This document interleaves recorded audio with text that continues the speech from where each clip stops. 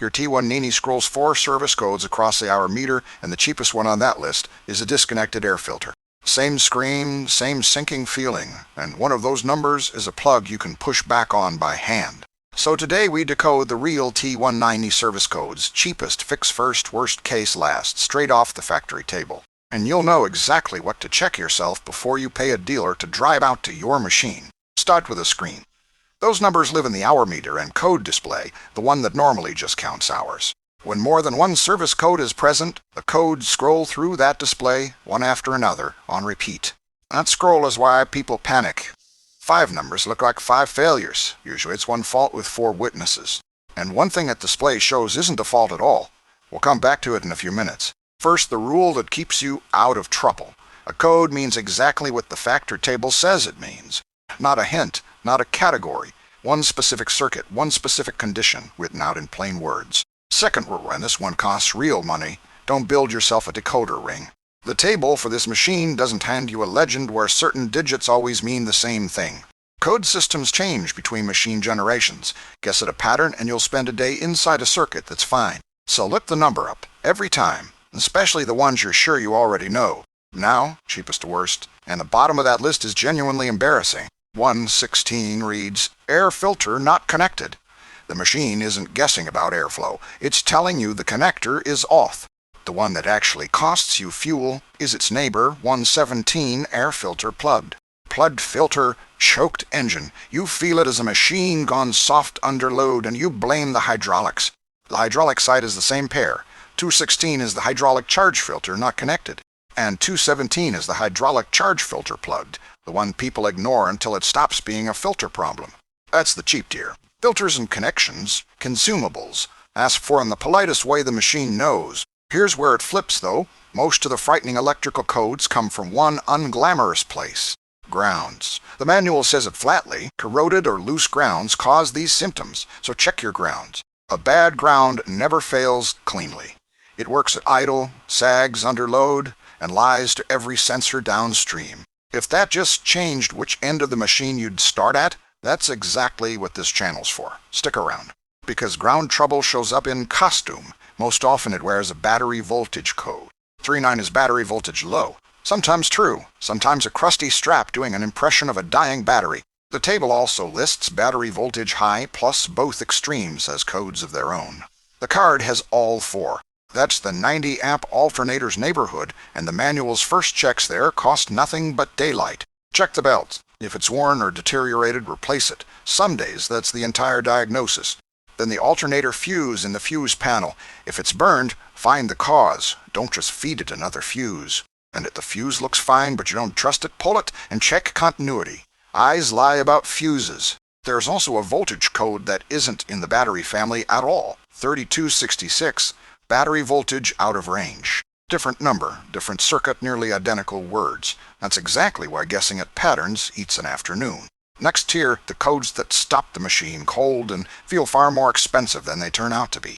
11.5 is seat bar sensor short to battery. Its twin is that same sensor shorted to ground instead. Either one, and the loader just sits there with the lights on, refusing to lift anything at all. Nothing's wrong in the hydraulics. It's the seat bar circuit to wire, a connector, or switch that got wet. The lock circuits tell the same story. 3261 is handle lock short to ground. The card lists the other 3. Handle lock, pedal lock to ground or to battery. 4 codes, 1 harness run, 1 very findable rub-through. Then 3265, sensor supply voltage out of range, the code that makes several unrelated sensors act strange at once. One supply feeds many. Chase the sensors and you'll replace 3 good parts before you find the wire. 2 entries here almost funny. 3267 is switch flipped while operating. The machine noticed you changed something mid-run. Another code covers the control pattern switch the same way. Remember the thing that isn't a fault? The display can also tell you the controller is asking for a password. Nothing's broken. It wants an input. Machines have been trailed to a dealer over less than that. The handle codes get more serious.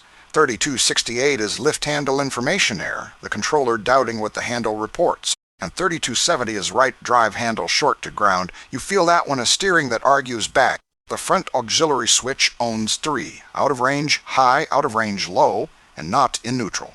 Not in neutral is the one worth remembering. The machine won't start a function it believes is already commanded. Then the ACS group. 32.4 is ACS not communicating with the Bobcat controller. Communication codes are a different animal. Nothing's burned out.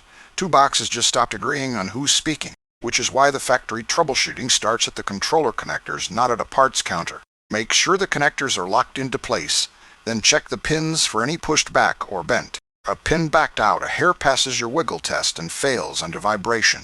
That's your intermittent right there. 3223 is ACS not calibrated, a step somebody skipped, not a component that died. 3648 reads ACD multiple controllers present. The network sees something it shouldn't. That's wiring, not your wallet. Tilt actuator gets two separate entries, a fault and a wiring fault, each on its own line. Now the solenoid block, where people start pricing out valves they don't need. Rear auxiliary relief, front base, front rod, diverter, each listed with its own pair of error entries. Don't read that as a hydraulic verdict. The machine named one specific solenoid, so test that solenoid first. And you can. The manual has you check the coil with 12-volt power. You can see it and hear it work. There's a resistance spec for that coil, too. It's on the card and it's in the manual. Don't eyeball it. Two-speed secondary carries the same pair of entries. Same discipline. Test the circuit the code actually names. The fuel shut-off solenoid family decides whether your day starts at all. 13.7 is fuel shut-off solenoid open circuit. The signal never arrives and the machine plays dead in the yard. The whole solenoid has two codes of its own, shorted to battery or to ground. Same afternoon, different symptom. Not the worst case. And here's the strange part. It doesn't announce itself with a code at all. A tired hydraulic pump sets no number. It just gets slower, and you quietly adapt to it. Two passes at a grade you used to take in one, and you never notice the week it changed. The factory test is pressure and flow. Main relief on this machine is approximately 3,300 psi. Warm the fluid to 140 degrees first. A cold test will tell you a very comfortable lie. Then flow should fall away as pressure climbs and reach zero at the top of that range. Figures on the card. If it doesn't, the pump is already past its limit. That's the bill every cheap code was trying to prevent. Relief adjustments are authorized service work, and cylinder checks go one at a time with the rear door open. So before you call anyone, write the codes down as they scroll. Clearing them erases your only witness statement. Then walk the free list, grounds, connectors locked, pin straight, belt, fuse, both filters, in that order. Most days you'll find it there.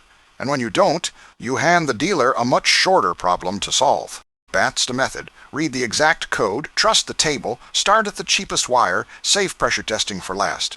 A T190 scrolling 4 codes isn't 4 failures. It's one machine telling you the same story 4 different ways. Subscribe if you'd rather diagnose your own machine than rent somebody else's guess.